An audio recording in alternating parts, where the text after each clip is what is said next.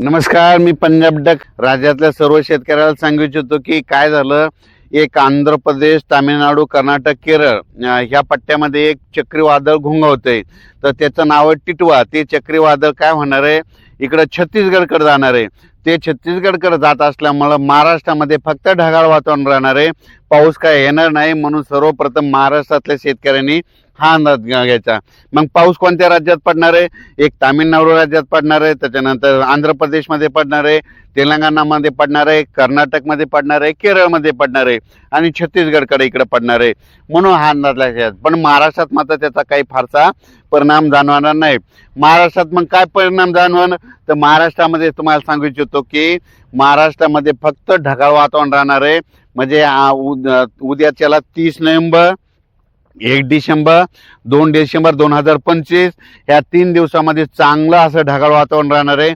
असं वाटेल की मराठवाड्यातल्या लोकांना आता आभाळ आलं आणि पाऊसच येतोय का, पण काही चिंता करू नका, पाऊस काय येणार नाही.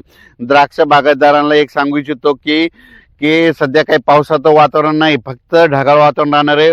पण हे ढगाळ वातावरण राहत असल्यामुळं राज्यामध्ये धुकं राहणार, धुळी राहणार, धुराळी राहणार आहे. म्हणून हा अंदाज लक्षात यायचा.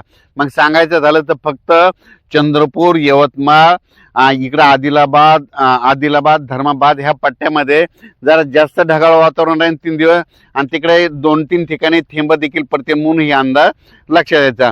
पण राज्यात मात्र उर्वरित भागात म्हणजे उत्तर महाराष्ट्राकडे कुठं पाऊस पडणार नाही, पश्चिम महाराष्ट्रात देखील पाऊस पडणार नाही, मराठवाड्यात देखील पडणार नाही, विदर्भात देखील पडणार नाही. फक्त पूर्व विदर्भातले चंद्रपूर, नागपूर त्या जिल्ह्यामध्ये काय होणार आहे, थोडेफार थेंब असे पडलेले दिसतील. म्हणून हे लक्षात येतं. पण राज्यात मात्र पावसाचा कुठं जास्त पडणार नाही, पाऊसच येणार नाही. म्हणून हा अंदाज लक्षात यायचा.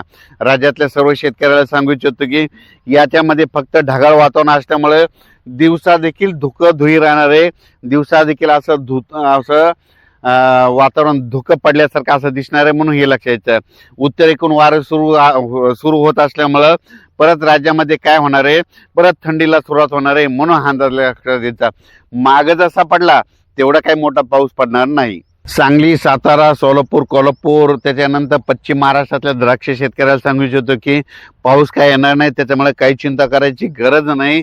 फक्त ढगाळ वातावरण राहणार आहे, त्याच्यामुळे धुकं राहणार आहे. म्हणून हे अंदाज लक्षात घ्यायचा. डाळिंब शेतकऱ्याने अंदाज लक्षात घ्यायचा, वेलवर्गीय पिकावाल्याने अंदाज लक्षात घ्यायचा. आणि ज्यांच्याकडे हरभरा असं तर माझी सर्व शेतकऱ्याला विनंती आहे, तुम्ही पेरला असून पेरल्यापासून 15-20 दिवस असेल तर तुम्ही पाणी सुरू करा. कारण की सुरुवातीला काय करा, 5-5, 7-7 घंट्याचं, 5-5, 4-4 घंट्याचं ओलीला ओल जाईपर्यंत पाणी द्या, आणि त्याच्यामुळे तुमचा हरभरा देखील चांगलं जोमात येणार आहे. त्याच्यानंतर ऊस कारखानदार, जे ऊस तोड कामगारासाठी आनंदाची बातमी, राज्यात पाऊस येणार नाही, फक्त ढगाळ वातावरण राहणार आहे. म्हणून घाबरायचं नाही. वीट उत्पादक लोकांसाठी आनंदाची बातमी, पाऊस काय येणार नाही, त्याच्यामुळे तुमचे धंदे सुरळीत चालणार आहे. म्हणून ही अंदाज लक्षात घ्यायचा. राज्यात सगळीकडेच मात्र म्हणजे कोरडंच वातावरण राहणार आहे. फक्त ढगाळ वातावरण मात्र खूप राहील. असं ढगाळ वातावरण राहील की वाटतं की आता पाऊस येणार का, अशी परिस्थिती राहणार आहे. म्हणून ही अंदाज सर्व शेतकऱ्यांनी लक्षात घ्यायचा. याच्यानंतर लगेच उद्याच्याला अंदाज दिला जाईल.